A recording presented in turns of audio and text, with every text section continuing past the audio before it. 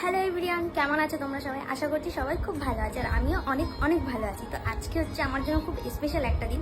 তো আজকে আমি যাচ্ছি শ্যামা মায়ের লুক ক্রিয়েট করতে, যেটা তোমাদের অনেকের রিকোয়েস্ট ভিডিও ছিল এবং কি আমার নিজেরও অনেক দিন ধরে এই জিনিসটা ইচ্ছে ছিল।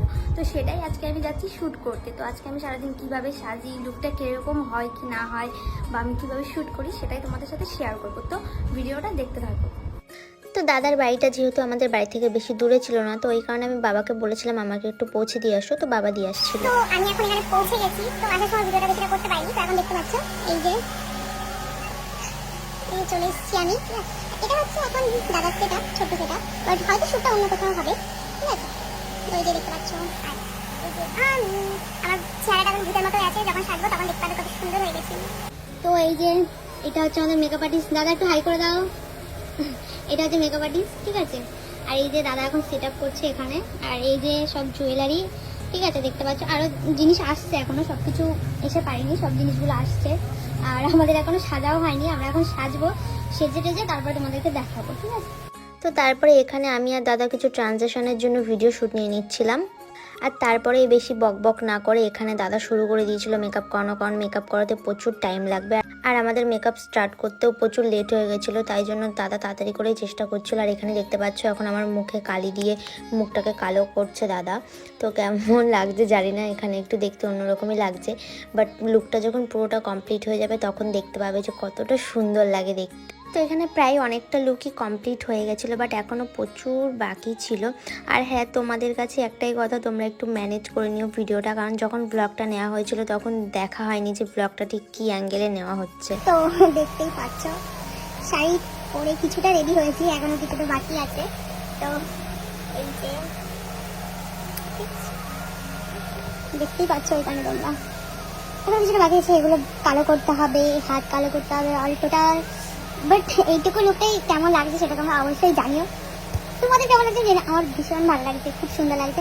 এখনো যদিও পুরোটা ক্রিয়েট হয়নি, এখনো কমপ্লিট হয়নি, এখন এখান থেকে করা বাকি আছে, লিপস্টিক করা, অনেক কিছুই বাকি, এগুলো চুল করা বাকি, বহুত কিছু বাকি। এটুকু জাস্ট কেমন লাগছে তোমরা অবশ্যই বলো আমাকে। তো তারপরে এখানে দাদা আমাকে ফলস হেয়ার লাগিয়ে দিচ্ছিলো, কারণ অরিজিনাল হেয়ার করতে গেলে প্রচুর টাইম লেগে যাবে। তো ওই কারণে দাদা দোকান থেকে ফলস হেয়ার কিনে এনেছিল, তো সেই হেয়ারগুলোই আমার চুলে লাগিয়ে দিচ্ছিল। তো তারপরে দাদা এখানে আমাকে জুয়েলারি পরিয়ে দিচ্ছিল, কারণ আমাদের মেকআপ অনেকটাই ডান। আমার ফোনের কোয়ালিটি ভালো আসতো, তোমার ভিডিও বেশি আসতো। হ্যাঁ, আমি বলছি তো, ওই যে না উপাসটাই করছি, এটুকুই করছো।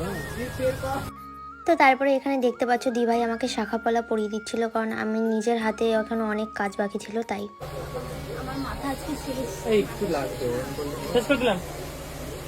তো তারপরে দিভাই এখানে আবার আমার পায়ে আলতা পরিয়ে দিচ্ছিল, কারণ আলতা পরানোটা বাকি ছিল। কি যেন বলে,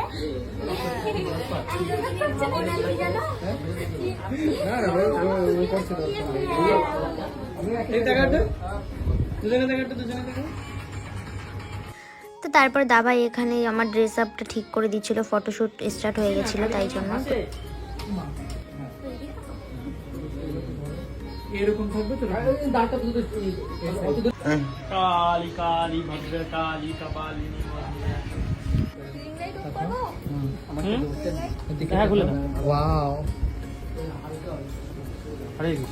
তো তারপরে এখানে দেখতেই পাচ্ছ আমাদের ফার্স্ট লোকেশনে ফটোশ্যুট শুরুও হয়ে গেছিল। তো এখানে ফটোশ্যুট করার পরে আমরা নেক্সট লোকেশনে যাব।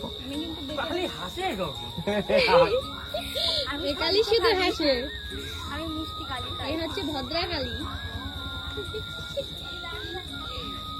আসো, এমনি এটা এমনি শুট না, এটা ব্লগে অ্যাড করার জন্য। মাঠে আছে, দাঁড়াও।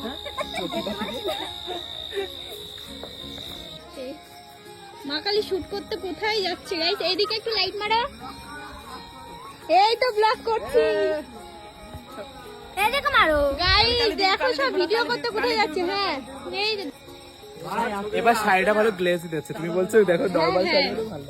হ্যাঁ, আমি তোমাকে বললাম যে হ্যাঁ ধুতি করে। তো তারপরে এখানে আমাদের নেক্সট লোকেশনে শ্যুটও শুরু হয়ে গেছিলো, কারণ প্রচুর লেট হয়ে গেছিলো, সন্ধ্যা হয়ে গেছিলো।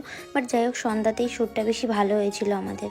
আর সত্যি বলছি, এই শ্যুটটা করতে আমি যতটা না কষ্ট করেছি তার চাইতে বেশি আমার টিম মেম্বাররা কষ্ট করেছিল। মেকআপ আর্টিস্ট থেকে শুরু করে যত সবাই হেল্পিং হ্যান্ড ছিল, সবাই প্রচুর খেটেছে এই শ্যুটটার পিছনে, ভীষণ। পা ফেলবো উপর থেকে, না ফেলো। তো এখানে আমি রাহুলের সাথেও কিছু ফটোশ্যুট করে নিচ্ছিলাম। তো তারপরে শ্যুট শেষ করে এখানে আমরা কিছু খাওয়া দাওয়া করে সবাই বাড়ির দিকে যাচ্ছিলাম।